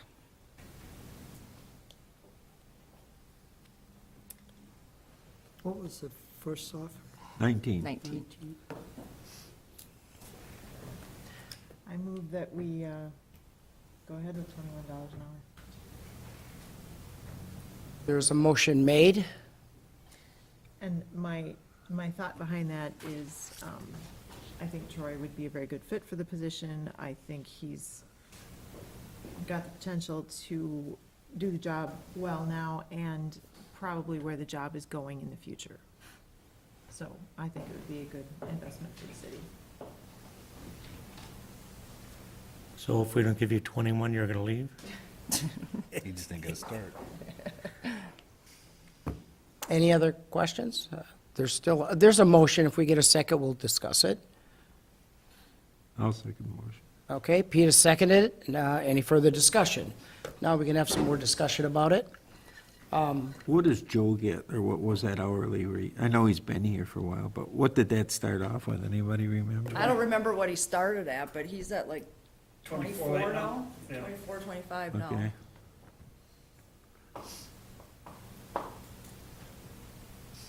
And I just throw my 2 cents in, with Troy, I think we were, one thing we've talked about as a city is having, instead of water, sewer, electric, street, eventually having one person overseeing everyone and then delegate the authority, you have the authority to delegate the work so that people are cross-trained, and Troy eventually be cross-training electrical, water, sewer. Yeah, he'll be trained in all 3 utilities. This isn't just a water sewer position. From the start, I mean. Yes, from the start. Yeah. Well, he's young enough to work for a long time in the city. change that policy yet. Aren't you? No, I have some policy changes to make, but this meeting got too long. So, You gotta sign up for 25 years. It's an indefinite enlistment. any further discussion? Any further discussion? If not, proceed to vote. All those in favor say aye. Aye. All those opposed, same sign. Motion carries. I do want to say we were fortunate to have very good people applying for the job. I was happy to see that. Yes. Welcome. If you haven't accepted anything yet. Hey, you so got a new that's- fire truck and a job? You can't drive that fire truck home, all right? Yeah. All right, thank you. Troy, welcome. That's got to get changed. All right, the next thing we are going to ask for is approval to advertise utility billing clerk receptionist position. So that'll be our, Yes, with Melissa vacating that position, we have an opening, so I need permission to advertise for that position. So moved. there's a motion made Second. and seconded. Is there any further discussion? Any further discussion? If not, proceed to vote. All those in favor say aye. Aye. All those opposed, same sign. Motion carries. And when will that be coming out? So, in this week's paper, This week's Is paper? this Matthew or whatever his Yeah, name on the is? website Does he want it? I don't know. Oh, you don't know. And that job pays, was 12 it to- 12 to 12 to 14? 14. Based on, Based on qualifications, yes. all right. Sibley County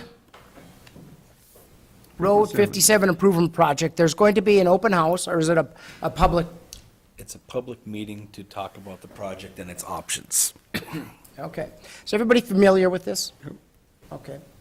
I would advise people to go to it. We did send in an opinion thing. They sent something to us. It was very brief. A couple of them, we didn't have an opinion on, or one of them we didn't have an opinion on. The concern that I think we had was when we widen it, there's going to be some costs there. We don't know who bears those costs. We do. Well, if we do, those can be significant. Plus, we have 3 lots that'll be completely unsellable. That was the other, yeah. Minus the 25 trees, they're gonna have to lop down. 1 house that'll be completely within the easement, 1 business that'll be completely within the easement, 9 water shutoffs, 7 transformers, and 6 streetlights. 7 transformers would have to be 7 moved? transfers, all the way out to the corner of 266th. Every one of them's gotta get moved. Right? Transformers and sexualizers. And a section, And yep, and a what's a rough sexualizer. estimate of moving 1 transformer? You're probably gonna move a transformer and a sexualizer, you're talking 3 to 5 grand. 3 to 5,000 Yes. Plus the each. boring? And plus, overall, you're probably looking at 80,000. 80,000 for the just the Just electrical? guessing at it. Okay. That's just for the transformers. And that's why I think it's important, if you get a chance, it's an open house, you can come and go, ask your questions. What are we Why do talking they about? want that road? They wanna widen Like that road from 57. 12-foot lanes On either side. to 16-foot mean, it's lanes, wide enough minimum, now. 16-foot lanes with 8-foot shoulders. Maybe not for, Actually, right now. and if I'm you just get saying this, but maybe not for larger trucks or, you Who know, wants I to don't do know. County? Well, that's the thing, we can't even get them to change the speed limit. And they wanna turn it into a truck route, So it'd be going to be paved from 19 all the way to 10. 10. Plus, it'll have rumble strips down the sides and down the center. Is that where our wheelage money is going? So the date for that meeting is? The 11th at 4 o'clock. 11? It's the 11th? At 4 Oh, I o'clock. gave you the wrong dates then. What date is that now? It's the 11th. At 4 o'clock, We're gonna have to tear down 4 the to motel? 7. Yeah. Is it come and go? Yeah. It is come and go. That's my yeah. understanding. Dale, is that what you It's understand? come and go, it's open from 4 to 7, it's an informational meeting, looking for public opinion and show the options. So actually, what I would like is for Jenny to prepare some questions and concerns that we have, and those are all part of it. Moving the electrical boxes, the transformers, Water shutoffs. lights, light They all have to be poles. moved. All has to be moved. What about whatever we have under the ground there, utilities? What do we have for utilities? Water? in the- We got a water main going across 57. Going across Sewer line, 57? And water lines and sewer lines to Okay. homes. Where the sewer's on the west side of 57, right? Yes. The water line's on the east side, and all the shut-offs run under 57. Yeah? Really? What about that line of trees, Gordy? Those would all have to go? Gone. Or- I can't hear you. The trees along that, on the No. city lots? From the trees, if you go, I painted some lines. I thought so. They're about I'm guessing 5 feet, maybe 2 feet That's, from the trees east. yeah, that's about what I thought. Yep. So, And I don't know if the county has, factored in paying for some of this to alleviate some of the problems. Talked to the county public works director, and he said it's the utilities problem. Maybe you should have postponed that for 10 years. They told me they've already postponed it for 20, and it's time to do it. Oh, no, I've been telling you by the time you move all that Yeah, but stuff. how about that house, you know, in Poggles and everybody there? Well, my understanding, some of the people aren't opposed to it, if they're far enough off the road, it's not an issue, but people that are closer to the road, the hotel, that's going to affect them, but, But people bought those lots out there to live where there's no traffic or commotion. Well, Huh? Come on, easy money. no, I mean, you go down on my street too, like I said, ask Gordy where the right of way is. Yeah. Shit, half my front yard is gone and my street is plenty wide, but if they take, I haven't got no, what am I gonna do? Yeah. It's your property, Well, it's just a question I had. and I know it. I mean, those people know where the lines are. and this would just be increased, because, It just aggravates everything, yeah. and our lots back there, we've had a difficult time selling them already, what's that going to do? Take 17 more feet out of them, you'll have a really good time selling Kelly, them. What? We'll build a wall. And we're gonna make them pay for it. No, what are we talking, okay, we're off subject here. All right, so, I really think that, I recommend to the council, go to it, and hopefully Jenny can come up with some, I just want them to tell me, or whoever is going there. You could send that to all of us if we go there. Yep, I could yep. see I cannot improving go, that I will be at road, the but it's not legislative like session, so, but Gordy's going. You know what I mean? I'll be there. I think I'm gonna go. I will post it as a work session, just in case there happens to be a quorum there. All right. I'll probably forget. At least you're honest, Remind you, Bob. Bob, okay? Okay, unfinished business, we have none. County administrator, or city administrator. City. Dasto Electric has started installing the new projector. They need me to get the laptop with the HDMI before they can finish, so hopefully that'll be done by the next meeting. I met with the group who put on the health fair. The outcome of the survey was farmer's market, so the Lions and / Music in the Park group is interested in possibly hosting a farmer's market in the park during their Music in the Park events. And they're also going to work on possibly a food demo during Fun Fest. I have to talk to Cam about maybe coordinating something like that. I attended orientation for the MMUA board at their office in Plymouth on March 19th.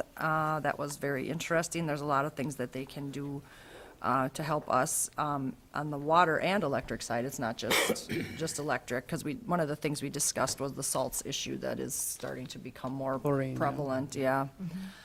So yeah, I'm excited to work on them with some of those issues. I attended the MCFOA annual conference, March 20th to 23rd. The best session was Excel spreadsheets for budgeting. There was a lot of templates that we can get off the internet to help us maybe streamline our budgeting process, especially when I'm gonna be, helping Melissa train in on the budget and work with that stuff. Some other ones I attended were zoning and land use, elections, great city websites, and council relationships in small towns. Ken has gotten an extension on the audit. It's now due May 31st, and his wife is home and doing better. I've been working on a speaker and agenda for the municipalities meeting, which is April 19th. I hope you all can attend. Roger Hahn has gotten the softball shack done at the park. I wanted it done before April 6th, which is their first scheduled softball meeting, but I talked to Brian today, and they probably won't be having a game on Friday. But it's done. And he's gonna be doing the two shelters too. Schmitz are finishing up the fire station. Did you get a chance to go look at it? I talked to Ben today, we were trying to get a date to get together. and Okay. go down and look at it, so. Okay. And Gordy is talking to him about doing his garage. I need to get together with Bob to coordinate the central air install with the municipal building roof, which I hope it will be done before the end of June. Winthrop EDA, JB Lures, and B&R Dairy are hosting the next Business After Hours on April 26th at 5 PM at Tanker. We're trying to put together a pavilion committee meeting. Scott Keister has been working hard on getting materials donated for that, so we would like to get together and see what he's got going. Have you talked to him, Pete? No, I Oh. can just, For what? donation of materials, I Yeah. could just see, Yep. move them all in. Yeah. We don't have a date set for that yet. No, For the moving Brenda of the wanted to materials? wait until after Grackle Days, and she's busy the next couple weeks, so it probably won't be till the end of April. Okay. The Park Committee is meeting with the Alumni Association April 16th in the park to discuss the location of the benches they want to donate. I will be at the MMUA legislative session on the 11th and 12th. And the Planning Commission would like to invite you all to attend their meeting on April 16th at 5 PM. They are working on updating the comp plan, and they're going to be reviewing chapters 1 and 2, which include infrastructure improvements, zoning, and land use, and the EDA board has also been invited to attend. I will post that as a work session, too, in case there's a quorum there. Yeah, I think it'd be a good idea for you guys, you know, to have some input in what's You want happening. me to do the EDA report, too? Go ahead. Okay. Spent 26 hours in March on EDA-related duties. We had a housing meeting with New Ulm to discuss the potential projects. Representatives from Sibley, Renville, and Brown counties were also present. We're focusing on multifamily rehab grant, promotion through website commercial, local media, and contractor incentives for building. I attended a few DEED events regarding funding programs available to businesses to maintain or retain employees. I'm working on compiling these programs along with our local loan packages to put on our website so everything's all in one place. We had the web training March 7th. There were 14 businesses and 19 people in attendance. No one called in to get the free help. I have to coordinate with Brenda when she wants to have the next one. And Doug would like to invite the people who came to the other one to come to this one in case they need more help or whatever. But the people who came seem to be updating their pages, and they look really nice on our website, so. I met with Phil and Sue Kython and Brian with Lime Valley to discuss Minnesota's Healthy Heartland Housing webpage. It's more of a promotional thing for the housing group since it was already started, and they put together a spec sheet that we handed out Kelly, you were at the meeting. I met with Trish Sheehan at the Innovation Center. They're trying to get funding for the last year. They need about $75,000 for the last year, 65, which would be salaries and benefits. She said the programs that Lisa is working on in the schools seem to be picking up steam, and they're hoping to build on that momentum in the coming year. Connie Retman is helping out with Sibley County programs, and her Renville County counterpart is helping out with the Renville County programs while she's out on maternity leave, and the EDA was invited to the Planning Commission meeting also. All right, thank you. Don, did you have anything? No, sir. No. Gordy? Troy?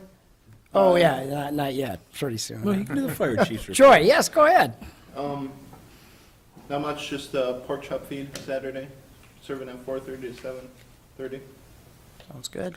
All right. Be there. And thanks for the support on the fire truck. Where'd you guys buy the pork chops? Nickel County pork producer. Wakefield. I got a reason for asking. I know, we remember from last year.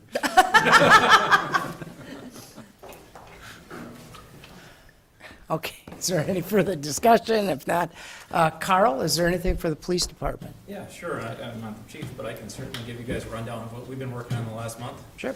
So myself personally, I've been working on meeting with the business owners and the community members, try to get out there and let people know who I am and so on and so forth. And I've not gotten everybody, but I'm slowly working my way And I've heard around. positive feedback about that. Good, good. I'm glad to hear. So, my goal here is to acclimate myself to the needs of the city and slowly progressing towards that, at least I feel. So, Good. Community's been really supportive and helpful as well as the other city employees, so. Winter enforcement of parking has been good. Gordy and I spent a lot of time talking about how to coordinate that, and I think we've gotten some improvements on that, at least over the last few snowfalls, so hopefully we won't have to work on that too much more in the coming That's days. good. But we'll see. So April brings along blight enforcement, and that's gonna be our next focus. Yeah. And, Chief Johnson's been heavily emphasizing that.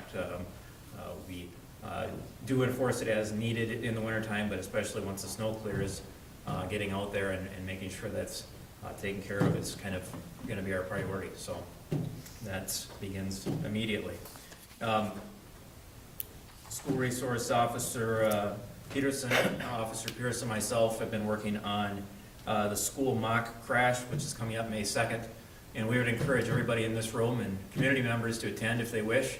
It's a really good thing to have people see the emergency services coordinating and working together. We're bringing in a guest speaker who I think is going to be a very influential person and very much worth hearing for this. So I think it sends a powerful message to the kids, and it's great to have everybody see what actually happens out there. Yeah. So that's, I don't know what time that is. I can get that information, but that's May 2nd. It's in the morning, and it's at the ball field there by the school.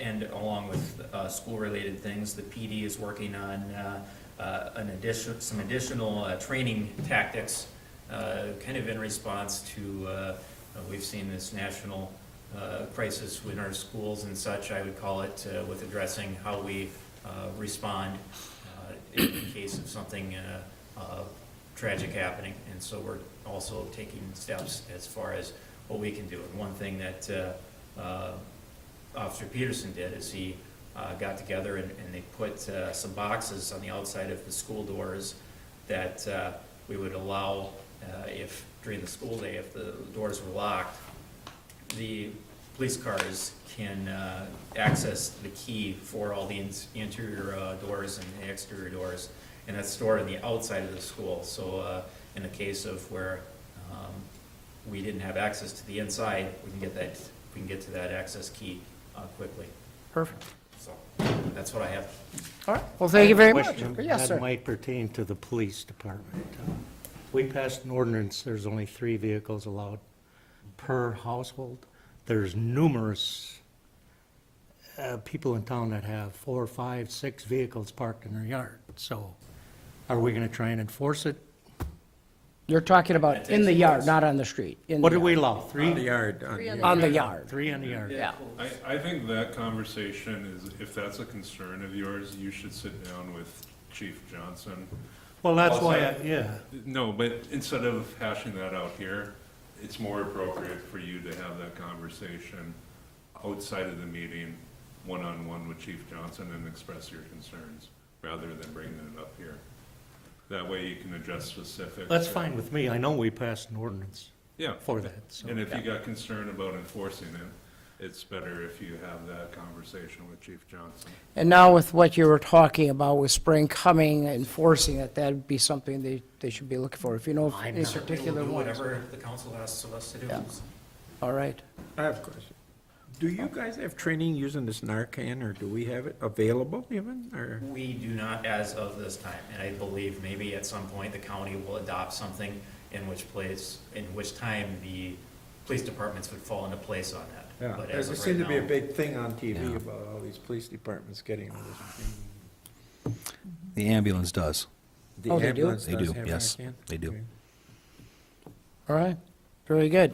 Any other questions for Carl? Otherwise, we'll move on. Ambulance, please, cable, No meeting this month. okay. I'll entertain a motion to adjourn. So moved. Settle down, settle. Julie and Bob? Missing the playoff here. We have 5 motions to adjourn. Can I have a second? How come you're not watching? Second. All right, all those in favor say aye. Aye. All those opposed, same sign. Motion carries. Meeting adjourned. I'm going. Yeah, I will.